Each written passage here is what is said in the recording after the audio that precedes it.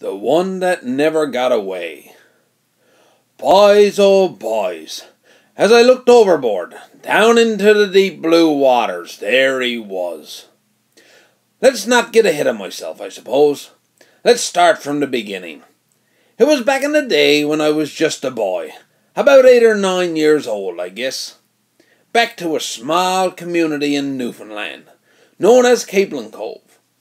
A time when people lived off the land. They fished off the seas. There was no such thing as cell phones or internet back in those days. We didn't text our buddies to see if they wanted to go up to the gullies for a skate after supper. No, sir. We tied the laces of our skates together, we slung them over our shoulders, and we walked there with hopes that the boys would be there waiting. Anyway, back to my story. We happened to be the only ones at the time in Capelin Cove that had an outboard motor. Ha ha ha! Imagine an outboard motor for the boat. It was in the fall of the year when one beautiful morning, Father says to me, "Go and get your boots on, we're heading out in the boat and I'm going to show you the new motor."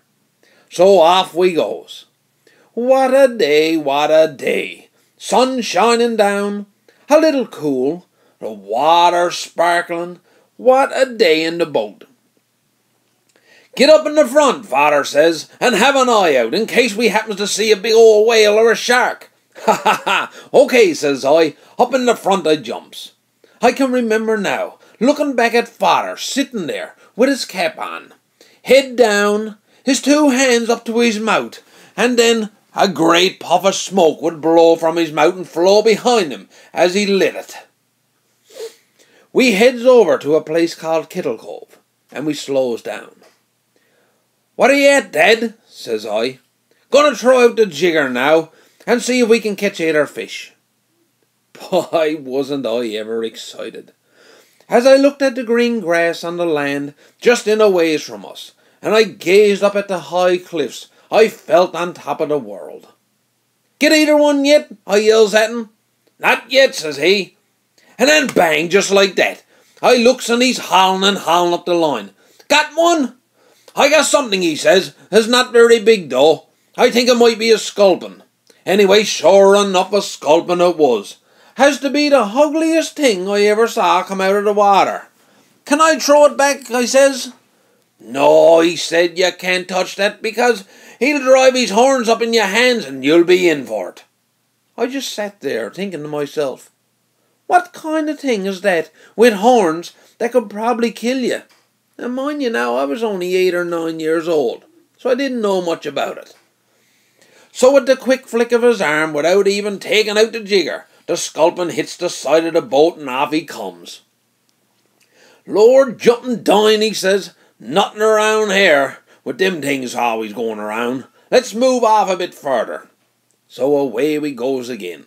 This time we ends up a ways off of Flamborough Head. Out goes the jigger again. "Deep here," he says. I keeps a close watch at Father as he lets the line out. Every now and then he give a quick haul with his arm and slowly let the line go back down again.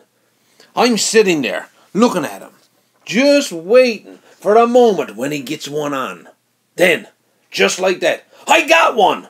My eyes open wide. I holds onto the taut with excitement. "Must be the bottom," he says.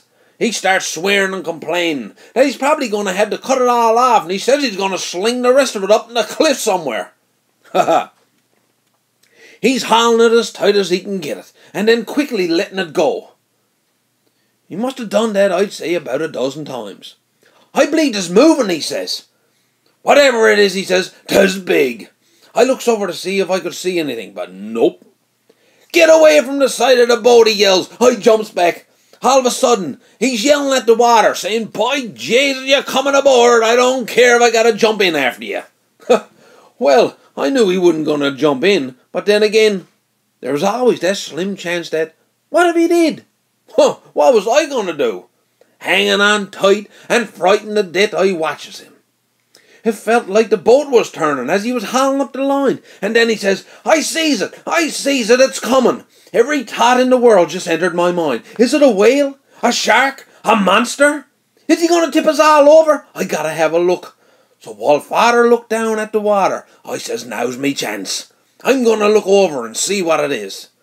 And boys, oh boys, as I looked overboard down into the deep blue waters, there he was. The biggest thing I ever saw.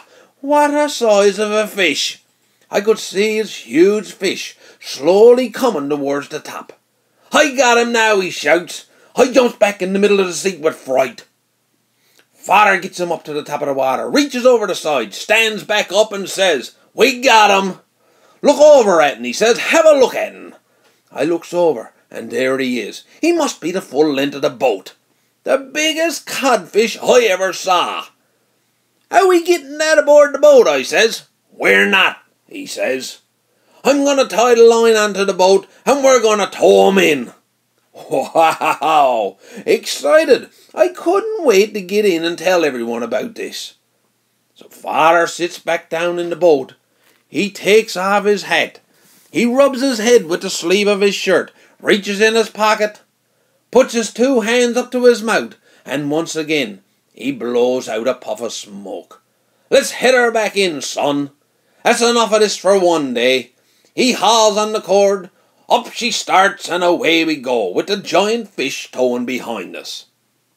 I could see the glimpse of a small smile appear on his face as he took us home. A smile of pride. I'd say he was just as excited as I was to get ashore and tell and show everyone what we caught. I just stares at him and I smiles to myself. To be so proud to have a dad that just caught probably the world's biggest fish. What a day on the water. Boys, oh boys.